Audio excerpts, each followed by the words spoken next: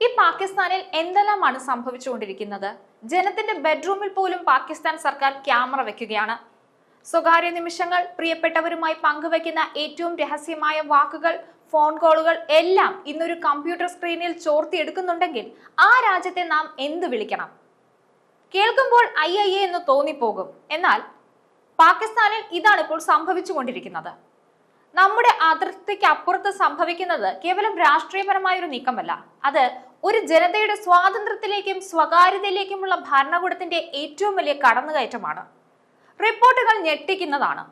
പാകിസ്ഥാൻ ഇന്ന് സ്വകാര്യത മരിച്ച ഒരു രാജ്യമാണ്. സ്വാതന്ത്ര്യം ഒരു ഭയം നിറഞ്ഞ വാക്കായി മാറിയിരിക്കുന്നു.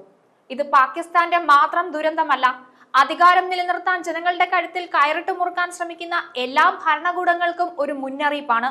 ലോകത്ത് ചൈനയെ പോലുള്ള രാജ്യങ്ങളിൽ പോലും ഇല്ലാത്ത വിധത്തിലുള്ള അതീവ നിരീക്ഷണ വലയത്തിലാണ് ഇന്ന് പാകിസ്ഥാനിലെ ബഹുഭൂരിപക്ഷം ജനങ്ങളും.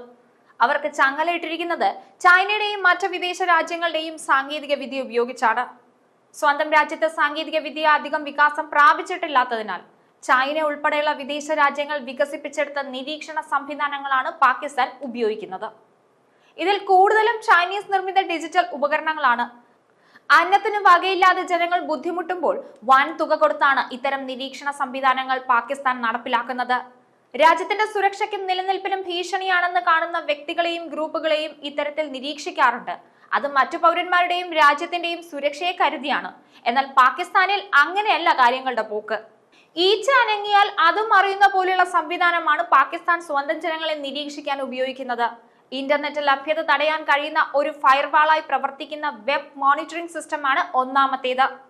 US കമ്പനിയായ നയാഗ്ര നെറ്റ്വർക്കിന്റെ ഉപകരണങ്ങളും ഫ്രാൻസിലെ തേൾസ് DIAസിൽ നിന്നുള്ള സോഫ്റ്റ്വെയറും ചൈനയുടെ സെർവറുകളുമാണ് ഇതിനായി ഉപയോഗിക്കുന്നത്.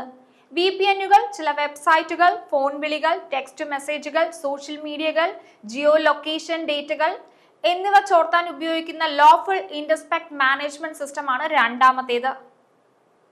ഒരാളുടെ സ്വകാര്യതയിലേക്ക് ഏറ്റവും കൂടുതൽ കടന്നു കയറുന്ന ഈ നിരീക്ഷണ സംവിധാനം ഉപയോഗിച്ചാണ് ഉപഭോക്താക്കൾ അറിയാതെ വിവരങ്ങൾ മുഴുവൻ ചോർത്താൻ കഴിയുന്ന ലിംസ് എന്ന സാങ്കേതിക വിദ്യ നിർബന്ധമായും ഉപയോഗിക്കണമെന്ന് രാജ്യത്തെ പ്രമുഖ മൊബൈൽ ഫോൺ സേവന ദാതാക്കളോട് അധികൃതർ രഹസ്യമായി ആവശ്യപ്പെട്ടെന്നാണ് റിപ്പോർട്ടുകൾ. ഇതിലൂടെ ഒരു വ്യക്തിയുടെ സ്വകാര്യ നിമിഷങ്ങൾ ഉൾപ്പെടെ എല്ലാം ചോർത്തിയെടുക്കാൻ കഴിയുമെന്നാണ് പറയുന്നത്. ആളുകളെ മൊത്തത്തിൽ നിരീക്ഷിക്കുന്നത് പാകിസ്ഥാനിൽ പുതുമയുള്ള കാര്യമാണെങ്കിൽ നിരീക്ഷണം എന്നത് അവരെ സംബന്ധിച്ച് അങ്ങനെയല്ല. അധികാരത്തിലെത്തുന്നവർ പ്രതിപക്ഷത്തുള്ളവരെ ഇത്തരത്തിൽ രഹസ്യമായി നിരീക്ഷിക്കാറുണ്ട്. പലപ്പോഴും ഇത് വൻ വിവാദമാവുകയും ചെയ്യും.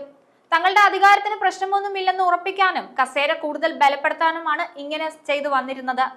അനുദിനം തകർച്ചയിലേക്ക് കൂപ്പുകുത്തുന്ന പാകിസ്ഥാനിൽ കാര്യങ്ങളെല്ലാം കൈവിട്ട അവസ്ഥയിലാണ്. സർക്കാരിനെതിരെ രാജ്യത്ത് പലയിടത്തും കലാപങ്ങൾ പൊട്ടിപ്പുറപ്പെടുന്നുണ്ട്. ഇത് നിയന്ത്രിക്കാൻ പോലീസിനും ഭരണകൂടത്തിനും ആവുന്നില്ല.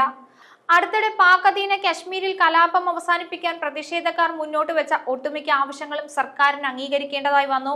പാക് അധീന കശ്മീരിനൊപ്പം രാജ്യത്തെ മറ്റു പലയിടങ്ങളിലും സർക്കാരിനെതിരായ കലാപങ്ങൾ കൂടി വരികയാണ്.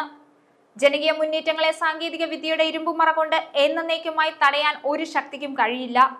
ഈ ഡിജിറ്റൽ ചങ്ങലകൾ ഇന്ന് അധികാരത്തിലിരിക്കുന്നവർക്ക് താങ്ങായി തോന്നാമെങ്കിലും നാളെ അത് ആ ഭരണകൂടത്തിന്റെ തന്നെ അന്ത്യം കുറിക്കുന്ന കടുപ്പമേറിയ കയറുകളായി മാറും. നിങ്ങൾ ഞങ്ങളെ നിരീക്ഷിക്കുമ്പോൾ ലോകം നിങ്ങളെ നിരീക്ഷിക്കുന്നുണ്ട് എന്ന് പാകിസ്ഥാൻ ഓർക്കുന്നത് നല്ലതായിരിക്കും. ന്യൂസ് ഡെസ്ക് ഈനാട് മലയാളം.